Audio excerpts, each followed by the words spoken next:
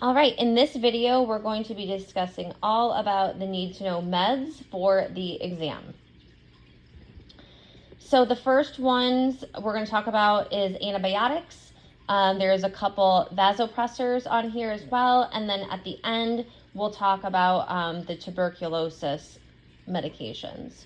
So the first antibiotic that we'll talk about is vancomycin. So vancomycin is a glidopeptides, and we want to take this either with food, if this is going to be orally, or IV. We want to infuse this over 60 minutes.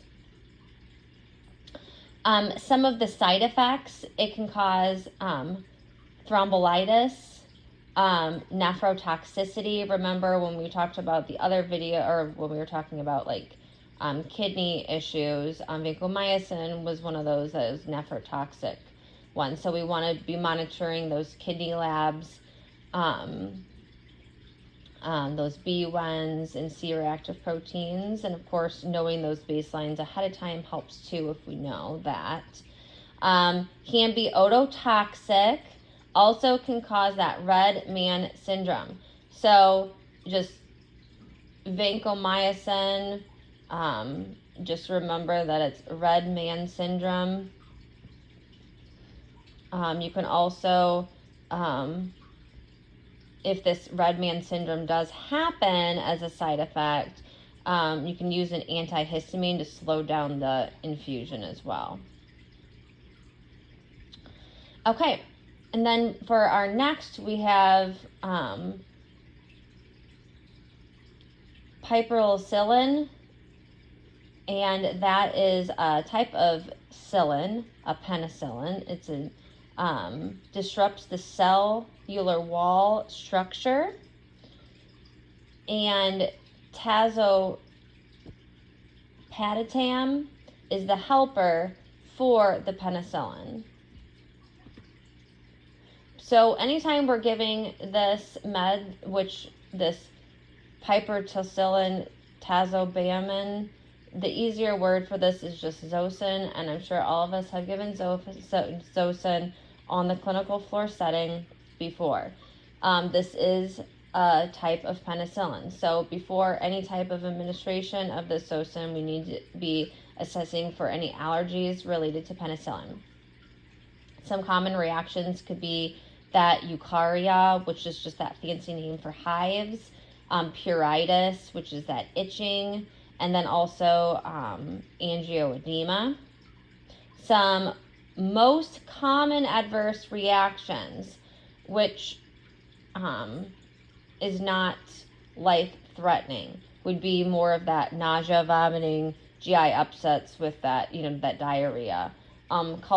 Can cause some taste alterations, and also may have some oral candiditis, which is just like that thrush. So vasopressors, we have causes that peripheral vasoconstriction, which we talked about in the septic video. We talked about why that's important to give those vasopressors like norepinephrine. So again, some examples are norepinephrine or dopamine. And this would be anybody that has persistent hypotension after fluid resuscitation, just like we talked about in that septic shock. So if they are not doing well with their fluid resuscitation, then they are going to get a vasopressor. Our goal is to keep that MAP above 65, and because we want to obviously monitor that organ perfusion. Of course, level of consciousness, those serum lactate levels every 3 hours for at least the first 6 hours. So we're going to be giving this vasopressor specifically for this septic shock because of that very, very persistent hypotension. We have another antibiotic, macrobid, or the off-brand name is nitrofurantoin. And this helps treat urinary tract infections caused by E. coli. You're going to give this macrobid by oral use only. We do not want to give anybody this nitrofurantoin if they have a known allergy and renal function impairment. So if they have any issues with their kidneys or like acute kidney injury, chronic kidney disease, they're not going to be getting this nitrofurantoin or macrobid. One of the things to point out about nitrofurantoin is that it causes a rust color or a rust yellow brown urine. So you can think of nitro like it's a color like nitro. It's kind of retro, like this rusty yellow brown urine. We also want to give this with food or milk because this can cause some GI upset as well. Ciprofloxacin, this is a fluoroquinosone type of antibiotic. This is a broad spectrum antibiotic for gram-positive and gram-negative microorganisms. We want to avoid milk products and antacids while on ciprofloxacin. Also, another common side effect of ciprofloxacin is that it can cause Achilles tendon rupture. So fluoroquinosones, ciprofloxacins is in that fluoroquinosones class. It can cause Achilles tendon rupture. Trimethoprim sulfamethoxazole is the fancy name for Bactrim. And this is a sulfonamide. So this is obviously contraindicated in anybody that has an allergy to any type of sulfas or any type of liver or kidney issues. We want to monitor their intake and output because we want them to have at least 1,200 to 1,500 mLs of urine output a day. We want to assess for making sure that they haven't, developed a rash or anything like that. Bactrim can cause photosensitivity. So when they are on this medication, we want to instruct them to wear protective clothing, wear sunscreen and sunglasses, because this medication can cause sensitivity to that.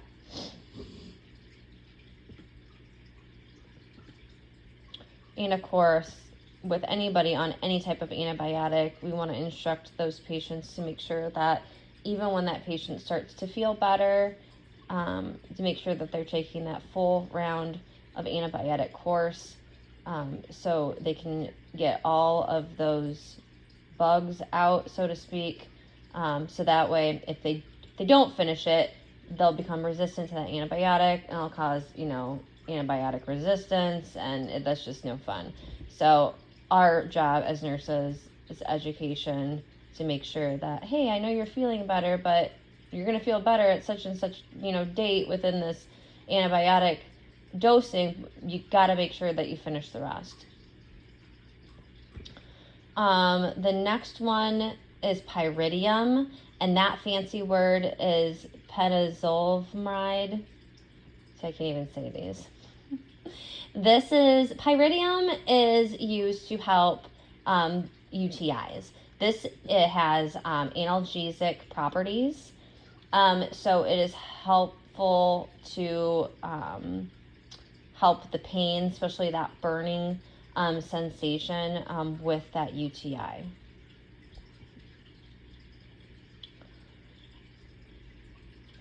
One of the things that is helpful for us to teach our patients when a patient is on pyridium is that their urine can turn reddish orange discoloration, and then also their contact lenses can also have that as well,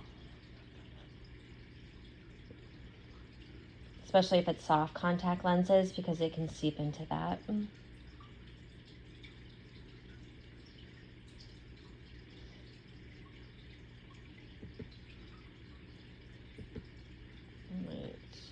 All right. We're going to talk about tuberculosis ones now. I think we're all back to tuberculosis ones now. Okay.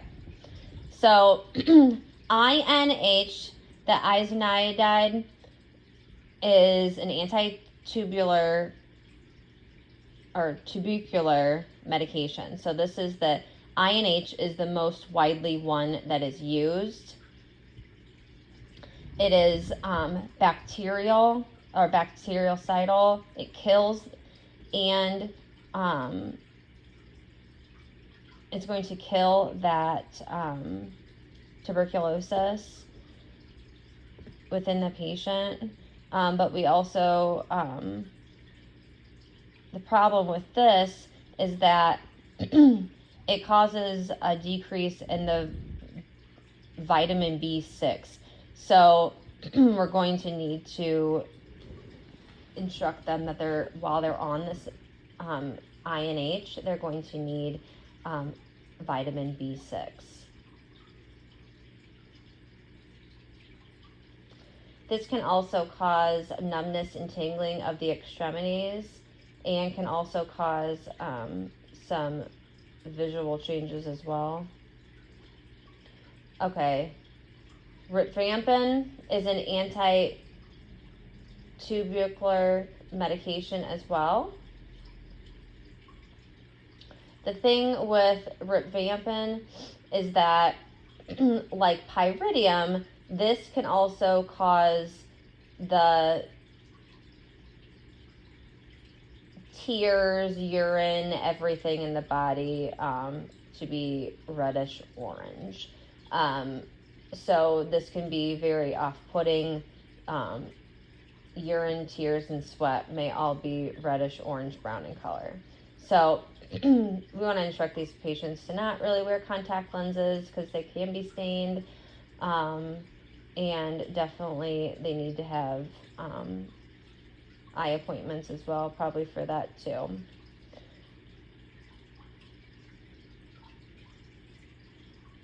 All right. Pyrazine, this PZA,